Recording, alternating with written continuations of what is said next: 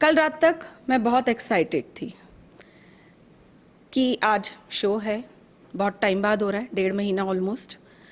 तो एक्साइटमेंट में कि ये बोलना है या वो बोलना है, आई वॉज प्रिपेयरिंग। आप किसी एक अलग जोन में होते हैं ना, आपके दिमाग में अलग जोन चल रहा होता है कि आप ये बोलेंगे या वो बोलेंगे।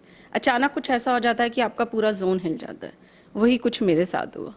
अचानक रात को तकरीबन 11:15 बजे मेरे मोबाइल पर एक मैसेज आया, जिसे देखने के बाद मुझे नहीं समझ आया कि मैं अब आगे क्या रिएक्शन दूँ, इसका क्या रिएक्शन होना चाहिए।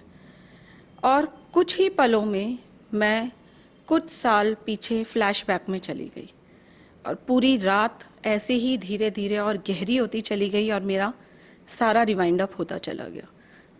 वो पहली बार जब हम मिले थे, या ये कहना शायद ज़्यादा बेहतर होगा जब हमने पहली बार बात करी थी।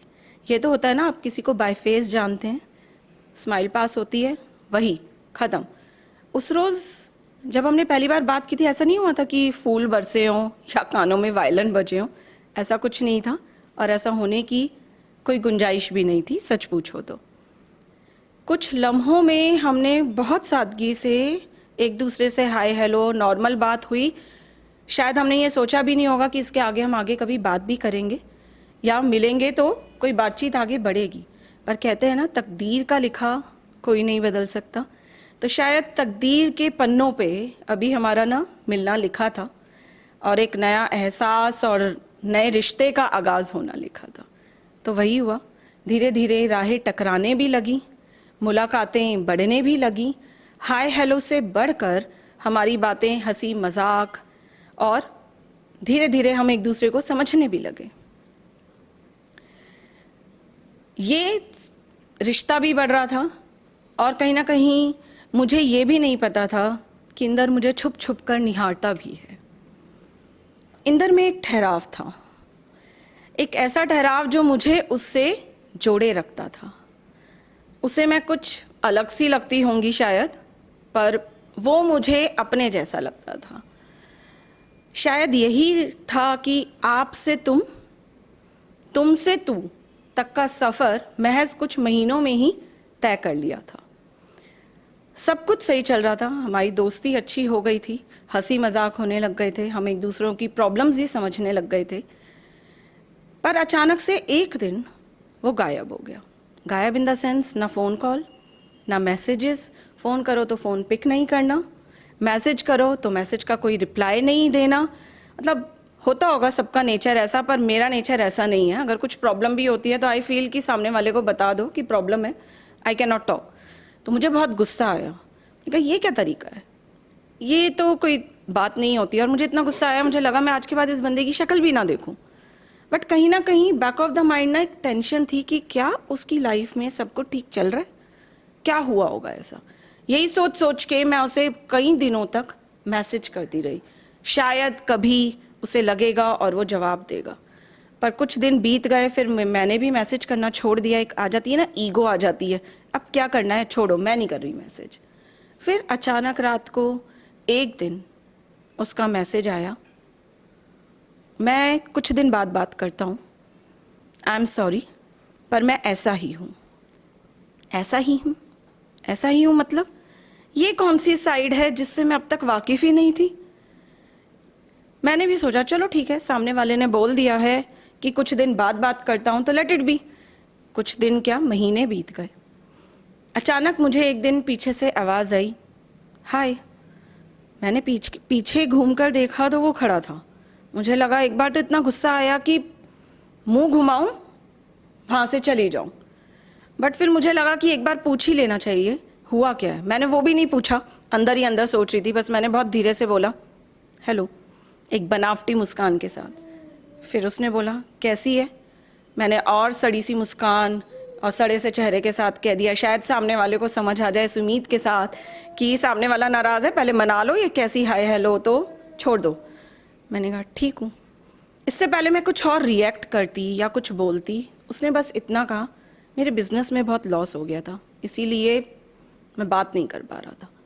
इसके बाद मुझे समझ नहीं आया कि इससे लड़ना भी चाहिए या नहीं लड़ना चाहिए, इसको बोलूँ ही क्या।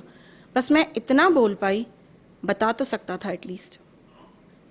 उस दिन मुझे लगा कि हमारा रिश्ता दोस्ती से बढ़कर फ़िक्र के दायरे में आ गया है। हम एक दूसरे की प्रॉब्लम्स को अब समझ भी सकते हैं। इतना मैच्योरिटी लेवल हमें आ गया है कि हमें सिर्फ हंसी मजाक नहीं करने, अगर कोई परेशान है तो हम वो समझ सकते हैं। पर कहते हैं ना कि कोई अच्छी चीज़ होती है तो नज़र बड़ी जल्दी लग जाती है। तो ये दोस्ती का रिश्ता जितना गहरा हो रहा था, इस रंग में मिलावट भी हो रही थी। हम लड़कियों की शायद सिक्स सेंस बहुत ज़्यादा अच्छी होती है, तो हमें अंदाज़ा लग जाता है कि सामने वाले के माइंड में क्या चल रहा है। तो वही मेरे साथ हुआ, मुझे वो मिलावट नज़र आने लग गई थी। And this is the worst part. मैंने काफ़ी दिन अपने आप को कंट्रोल करा, शायद ठीक हो, शायद कुछ सब ठीक हो, बट फिर मुझे लगा बात पूछो, क्लियर करो, ख़त्म। मैंने एक दिन उससे पूछ ही लिया, चल क्या रहा है दिमाग में? तो उसने कहा, तेरा ख्याल। तो कुछ बहुत ज़्यादा खास है मेरे लिए। ये शब्द सुनने के बाद मुझे कुछ यकीन सा नहीं हुआ। मुझे लगा कि ये सच में मैंने सुना है या सिर्फ मेरा वहम है। आइडिया था बट ऐसे होगा, पहली बार हुआ। हालांकि वो हर बार सवाल को टाल जाता है, लेकिन इस बार उसने टाला नहीं।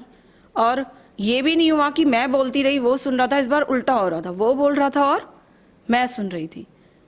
उसने कहा, तूने मुझे समझा दिया है कि प्यार क्या होता है, और प्यार शायद ऐसे भी और इस तरीके से भी हो सकता है। मुझे अब भी यकीन नहीं हो रहा था कि ये क्या बोल रहा है। सच पूछो तो मेरे पास ना यकीन करने की कोई वजह भी नहीं थी। हम दोनों ना रिश्तों के बंधन में बंधे हुए थे। वो भी शादीशुदा था और मैं भी शादीशुदा थी। मेरा दिमाग सुन हो गया। मुझे नहीं समझ आया कि मैं आगे इसके क्या बोलूं। क्या ये कोई कच्ची उम्र की इन्फेक्चुएशन या प्यार नहीं है कि मैं इसको हंसी मजाक में टाल सकती हूँ? We both are mature. ये पक्की उम्र का धीरे धीरे चढ़ने वाला खुमार है। इतने में वो आगे बोल पड़ा, मैं तुझे फोर्स नहीं कर रहा हूँ और ना ही मैं तुझसे कोई उम्मीद रखता हूँ। मुझे पता है तेरे दिमाग में ऐसी कोई बात नहीं है, ना तेरे मन में ऐसी कोई फीलिंग्स है। मैं बस तुझे बताना चाहता हूँ कि I am always there for you and I just want you to be happy. मुझे नहीं समझ आया कि मुझे इस बात पे गुस्सा करना चाहिए, क्या करना चाहिए। मेरे मुंह से बस यही शब्द निकले, ये सब मुझे बताने की ज़रूरत ही क्या थी। इसके बाद हमारे बीच बहुत दिनों तक या कई महीनों तक इस बारे में कोई बात नहीं हुई। ऐसा नहीं कि हमने बात नहीं की, बस इस टॉपिक पे हमने कोई बात नहीं करी। हम शायद इतने मैच्योर थे कि हम दोस्त भी नहीं खोना चाहते थे, और हम इस टॉपिक पे बात ना करके हमें लग रहा था कि हम इस टॉपिक को इग्नोर करते हैं। हमने एक दूसरे को इग्नोर नहीं किया, हम इस टॉपिक को इग्नोर कर रहे थे। होता है ना कि आपको लगता है कि आप इस किसी चीज़ के बारे में बात नहीं कर रहे हैं तो सामने वाला भूल जाएगा। मुझे भी यही लग रहा था, पर उसके दिमाग में ना जाने कितने सवाल और कितने जवाब चल रहे थे। बातें कम हो गई, अब हमारी राहें भी नहीं टकराती थी, हमारी मुलाकातें भी नहीं होती थी। उसने अपना जॉब चेंज कर लिया था तो वो भी नहीं होता था, तो हमारी बातें भी धीरे धीरे कम हो गई। फिर अचानक कल रात उसका मैसेज आया, कैसी है? मैं शॉक हो गई कि इतने महीनों के बाद अचानक क्यों। मैंने कहा ठीक हूँ। फिर मैंने भी पूछ ही लिया, तू कैसा है? उसने कहा अब सब ठीक है। अब सब ठीक है मतलब? नहीं समझ आया। फिर भी मैंने कहा छोड़, कुछ और सोचना ही नहीं है, नॉर्मल सी बात करो। इतने में मैं कुछ पूछती, उसका मैसेज आया, मिल सकती है? मैंने कहा क्यों मिलना है? एक इंस्टेंट रिएक्शन होता है ना, आपके दिमाग में कुछ और चल रहा होता है। मैंने कहा क्यों मिलना है? तो मैं समझ गई थी वो कुछ परेशान है, लेकिन क्या वजह है मैं उसे बस इग्नोर कर रही थी। मैं पूछना नहीं चाहती थी कि क्यों परेशान है। उसने कहा बस यूं ही। मैंने कहा यूं ही मतलब कोई स्पेशल बात है, कुछ वजह है? फिर उसने वो 3 शब्द कहे जो मेरे लिए मैजिकल नहीं थे। He just said I filed divorce. ये मत पूछना क्यों, क्योंकि मैं बता नहीं पाऊंगा। मुझे नहीं समझ आया, क्या उम्र के इस पड़ाव पर ऐसा प्यार हो सकता है, और वो भी इतना गहरा कि उसके लिए आप अपना सब कुछ दांव पर लगा सकते हो? एक बेबुनियादी रिश्ते के लिए आप सारी चीज़ें दांव पे लगा सकते हैं? क्या प्यार सच में इतना मजबूर होता है? Thank you.